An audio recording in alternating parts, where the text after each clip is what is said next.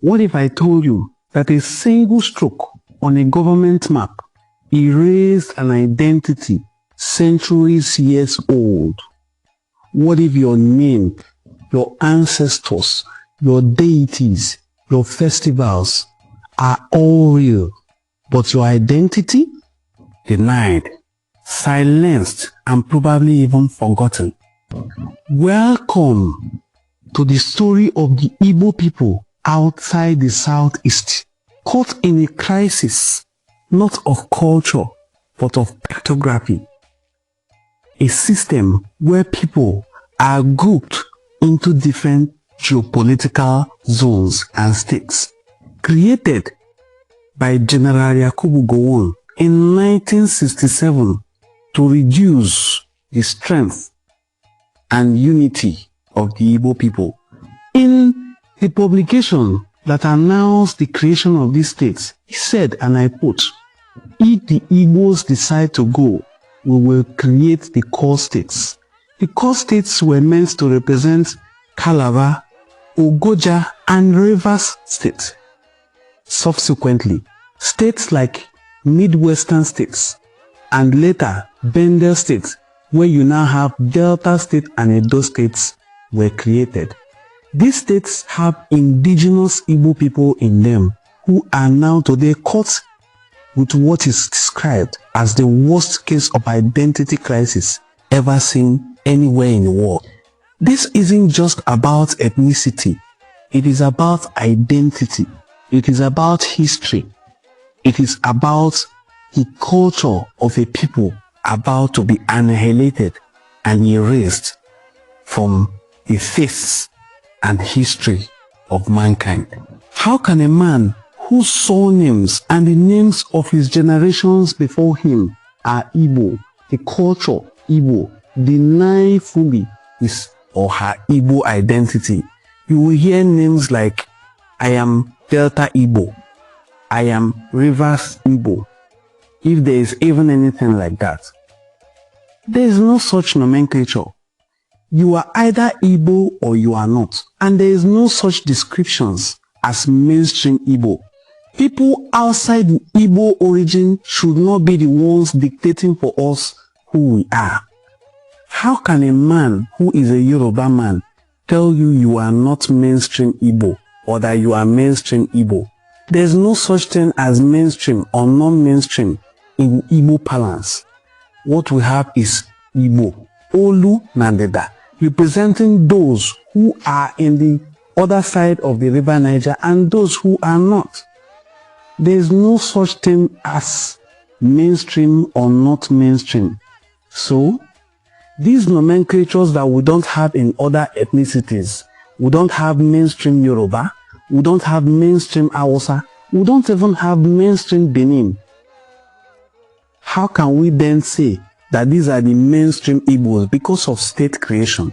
It was state creation that created the 5 states in the eastern region. Otherwise, the entire region was eastern region, occupied by indigenous Igbo people. The Igbos in Asaba did not come to reside there. They are indigenous to Asaba.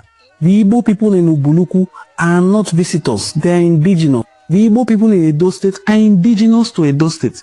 The Igbo people in River State, the Oba, the Ekpeye, that's the Uruoha people, are indigenous to River State.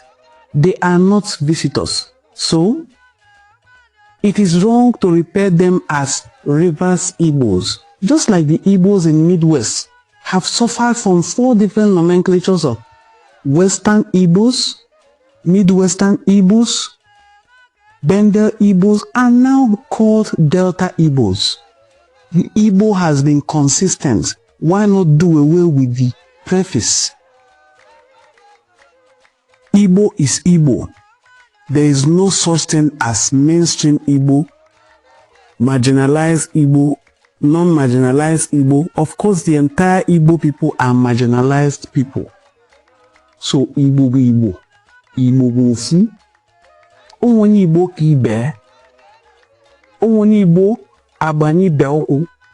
Onwere Igbo bụ oshumi ibe. Igbo bụ Igbo. All Igbos are one and the same. no matter where they are in the 13 states of the Federation. You have Igbos in Bayelsa State. You have Igbos in Kogi State. You have Igbos in Delta State. You have Igbos in Edo State. You have Igbos in River State. And they are all indigenous to these places I mentioned. It does not make them any less Igbo. So, when we discuss the Igbo identity or identity of the Igbo people outside Igbo land and outside Nigeria, it is important to note that Igbos are indigenous to 13 states and stop restricting them to the 5 states in the southeast. If you are an Igbo person from Delta State, it is right to say, I am an Igbo man or an Igbo woman or an Igbo girl or Igbo boy from Delta State. Not I am Delta Igbo. Because we have not even heard things like Imo Igbo, Abia Igbo, Anambra Igbo, Enugu Igbo, or even Ebonyi Igbo. Identity crisis remains a global issue, one that you must take responsibility to address by yourself, because no one can define an identity for you which you have already defined. But if you fail to define your identity, people are allowed to help you make up your mind. That is why today I am calling on Igbo people from all the 13 states of the Federation where they are indigenous to rise up and defend your Igbo identity. Defend your culture. Defend your language. Defend the culture and the inheritance and historical background of your ancestors. It is about identity. It is about dignity. It is about pride. It is about what makes you exist, what your ancestors fought so hard to preserve. Pass it on to your children. Let us stop having cases of Igbo people whose children cannot speak the Igbo language. If your children cannot speak your indigenous Igbo dialect, you have failed as a parent, because no school can do this role for you. It is an informal aspect of education which you are supposed to take responsibilities for. If your wife is not an Igbo woman, are your children even speaking the language of that your wife? If they are not, both of you have failed. The children should be able to speak the language of your wife's people, your own language, and then any other language that comes after that. Children are capable of learning as many as 5 different languages, especially during childhood. As many languages as you expose them to, they are willing and capable to learn. How many have you exposed your own children to? I am calling on you as an Igbo person to wake up, rise up and defend your identity, because it is your dignity. There are 3 different ways to know a man's identity. The rituals and cultural practices during their birth. The rituals and cultural practices during marriage ceremonies. The rituals and cultural practices during the funerals. If these things are Igbo, your leadership systems are Igbo, your deities, which cannot be imported, are Igbo, your festivals are akin to Igbo people. My brother and sister, you remain an Igbo person in spite of your denial. So, no matter how many times you deny it, no matter how well you cry that you don't want to be part of the Igbo people, you will remain Igbo. Let us take this time to disabuse our minds of the different biases and the different propaganda that has been sponsored against the Igbo people in the past. Propagandas like Igbos are after our oil. Now it has been proven that Imo State alone has more natural reserve of natural gas than any other state or region in the entire Africa.